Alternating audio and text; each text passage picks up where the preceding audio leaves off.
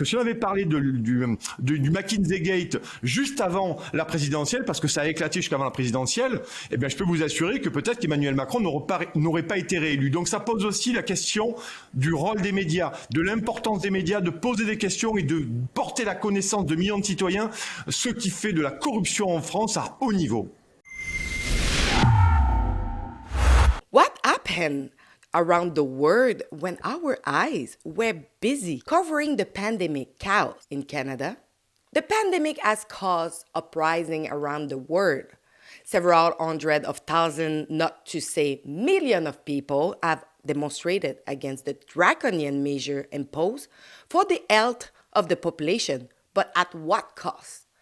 It is only now that we are seeing the repercussion of these regulations resurface. We have seen through social media platforms demonstrations taking place in other countries. In Canada, Rebel News was at the rendezvous to show the other side of the story. But with the heavy restriction on travel between countries, it was difficult to cover the uprising of people from other parts of the world. France was another country heavily affected by draconian government measures. Curfew, mandatory mask outside, sanitary pass, and so on. In addition, in France, there was a Senate inquiry into the American giant McKinsey firm in January 2022. They were then able to discover that McKinsey had been involved in tax evasion in France for a period of about 10 years. Also, in the European Parliament, an investigation was conducted on the anti-COVID vaccine. The CEO of Pfizer, Albert Bourla, whom Rebel News strongly questioned in Davos recently, did not dare to appear to be questioned by members of the European Parliament. Today, we have a French journalist, creator of the Push Media, to talk about briefly what is happening on the other side of the Atlantic Ocean. The video is long but highly informative, and I invite you to stay tuned. Nicolas Vidal, je suis français et j'ai lancé un média très indépendant, très discordant qu'on appelle Putsch ici en France et qui fait partie de ces médias qui posent des questions dérangeantes, ce média qui invite des gens qui sont pas du tout mainstream, des gens qui dérangent en France. C'est à un moment donné d'informer autrement la population et de poser des questions, de traiter des sujets vraiment qui permettent de mettre en perspective ce qui se passe dans ce pays, ce qui se passe dans nos pays respectifs et comment aujourd'hui on peut essayer nous-mêmes de donner un peu plus de démocratie et un peu plus la parole à des gens qui ne l'ont pas parce que les gouvernements, notamment français, sont en train de liquider littéralement la liberté d'expression, la liberté de parler, la liberté d'informer, la liberté de réfléchir. Et quelle est la situation en France? Parce qu'on a vu que durant la pandémie avec les mesures sanitaires, vous avez été autant touché que le Québec. Vous avez non seulement eu un couvre-feu, mais je pense que vous avez aussi eu le masque obligatoire à l'extérieur. Comment que les gens ont réagi par rapport aux mesures sanitaires? Et on a eu beaucoup de mesures contraignantes, voire totalitaires. Je pèse mes mots, totalitaires. Vous l'avez dit, on a eu les masques obligatoires, on a eu les confinements, on a eu la vaccination pratiquement obligatoire aussi. On a eu aussi, tenez-vous bien, je ne sais pas si vous avez eu ça au Québec, on a eu, nous, les auto-attestations pour sortir. On remplissait nous-mêmes un papier pour nous permettre de sortir nous-mêmes. Donc, on s'est bien rendu compte, pendant cette crise sanitaire, qu'il y a eu une dérive totalitaire du gouvernement français pour essayer d'enfermer les gens et les obliger à faire les choses qu'ils ne voulaient pas, notamment sur la suspension des soignants, qui est ici en France un véritable sujet d'exclusion sociale, parce qu'en France, il y a tenez-vous bien, c'est pratiquement 15 000 soignants qui ont été suspendus, alors qu'aujourd'hui, notre hôpital public, notre système de soins est à l'agonie, est en destruction totale et qu'il y a des gens aujourd'hui, Alexandra, il faut bien se le dire, il y a des gens aujourd'hui qui vont à l'hôpital en France et qui meurent dans les couloirs faute de soignants, qui qui meurent dans les couloirs faute de soignants.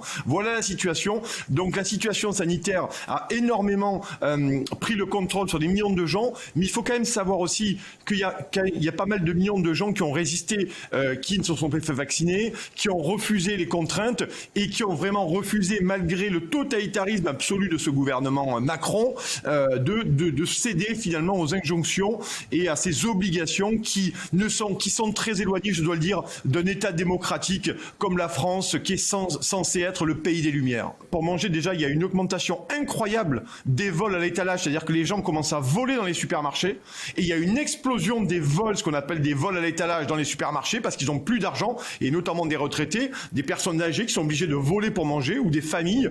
Et vous avez aussi les gens pour manger, ils vont dans des bureaux de gage. Les bureaux de gage, vous rentrez, vous laissez votre montre, vous laissez n'importe quoi, et on vous donne de l'argent. Et si vous ne remboursez pas, eh bien sûr, on va garder le bijou que vous aviez de votre grand-mère, de votre père, de je ne sais de chez qui.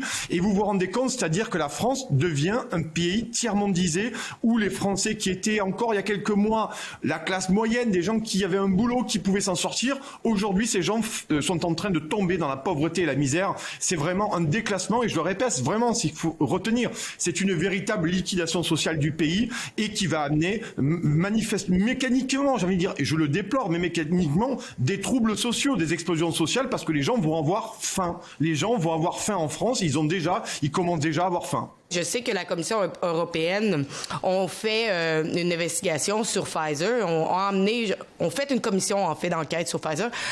Qu'est-ce qu'on peut en tirer de ça jusqu'à maintenant? Parce qu'on n'entend pas vraiment beaucoup parler dans les médias d'État d'ici. C'était le Parlement européen en décembre qui a auditionné la directrice marketing Pfizer, notamment, je ne sais pas exactement son titre, mais c'est ça, parce qu'Albert Bourla, le PDG de Pfizer, que vous connaissez bien chez Rebel News, a refusé une audition à la Commission européenne. Et cette directrice marketing des achats a avoué, notamment, que Pfizer n'avait pas étudié si le vaccin pouvait empêcher la transmission. Regarding the question around, did we know about stopping immunization before it's entered the market? No. We had to really move at the speed of science to really understand what is taking place in the market. Ça a été une bombe absolue, et vous l'avez dit, Alexandra, vous l'avez dit, les médias français n'ont absolument pas parlé de ça. Absolument pas parlé de ça. Tout comme ils n'ont pas parlé des textos échangés entre Ursula von der Leyen, qui est la présidente de la Commission européenne, qui n'est élue par personne. La présidente de la Commission européenne n'est élue par personne. Elle est nommée entre business de chefs d'État et de conflits d'intérêts, et elle a négocié directement. Écoutez bien, Ursula von der Leyen a négocié les contrats de vaccins via texto directement avec Albert Bourla, sans référer à personne. Donc finalement, on s'est retrouvé avec des contrats, des millions d'euros, des millions de doses de vaccins, d'argent public, notre argent de peuple européen, pour Pfizer finalement. Et on s'est rendu compte que Ursula von der Leyen a même refusé de montrer ces textos à la médiatrice Elisabeth O'Reilly, qui est la médiatrice de l'Union européenne, et elle a refusé de montrer ces textos. Et on voit bien qu'à un moment donné, une enquête a été lancée contre Ursula von der Leyen. Pfizer devrait être interdit d'accéder au Parlement européen. Enfin, moi, je pensais déjà qu'ils étaient déjà interdits d'y aller, mais apparemment, ils n'étaient pas interdits d'y aller. Donc, vous voyez les compromissions, vous voyez les conflits d'intérêts. Ces gens discutent entre eux, et on sait aussi que Ursula von der Leyen est allée remettre, notamment il y a quelques mois à Washington, un prix à Albert Bourla et vice-versa. Donc on voit bien que ces gens se connaissent, on voit bien qu'il y a manifestement des conflits d'intérêts. Il faut savoir qu'aujourd'hui à Bruxelles, la capitale de la Belgique, qui est aussi le centre du Parlement européen et de la Commission européenne, vous savez qu'il y a plus de lobbyistes que de députés parlementaires, c'est-à-dire que tous les grosses firmes, les multinationales, Pfizer, les groupes alimentaires, enfin les labos pharmaceutiques ont des gens en permanence 24/24 pour aller essayer d'influer sur certains députés pour pouvoir faire passer des lois de manière à favoriser les grands groupes de multinationales au détriment de qui? Au détriment des citoyens européens. La Commission européenne ne sont-elles là finalement que pour servir des grands intérêts privés de multinationales, Pfizer, BlackRock et autres.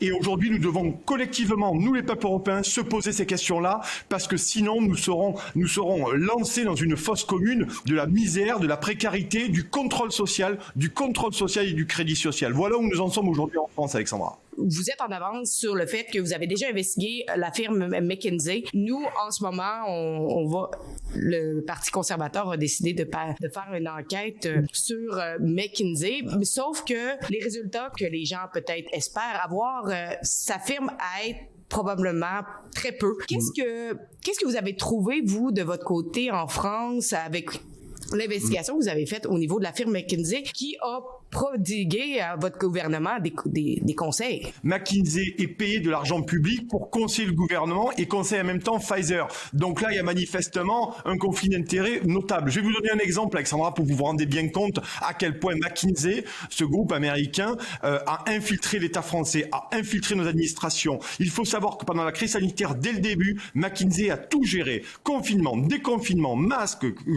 et vaccination. Et vous savez que notamment, en France, nous avons des hauts fonctionnaires, des gens qui sortent des grandes écoles et qui sont à la tête de l'État pour gérer, pour structurer, pour prendre des décisions pour le peuple. Et ces consultants McKinsey avaient même, écoutez bien, des emails directs avec l'adresse email du ministère de la Santé. Donc on s'est rendu compte que ces gens sont partout, se gavent d'argent public et notamment ne payaient pas des impôts en France. Donc ça a été un gros scandale, c'est-à-dire que les gens, McKinsey a beaucoup encaissé d'argent de l'État français, donc notre argent à nous, et ne payait pas d'impôts en France. La question, c'était savoir, est-ce que le ministère de l'économie, ce qu'on appelle Bercy chez nous, et le ministre de l'économie, Bruno Le Maire, est-ce qu'il le savait ou pas? On ne peut pas penser qu'à un moment donné, le ministre de l'économie ne sait pas que McKinsey, avec qui il travaille tout le temps, ne paye pas d'impôts en France. Donc on s'est rendu compte que finalement, on s'est servi de l'argent des Français pour payer des grands groupes américains privés qui eux-mêmes étaient en deal, en business avec Pfizer et la Commission européenne, et ça a été le cas à peu près dans tous les pays.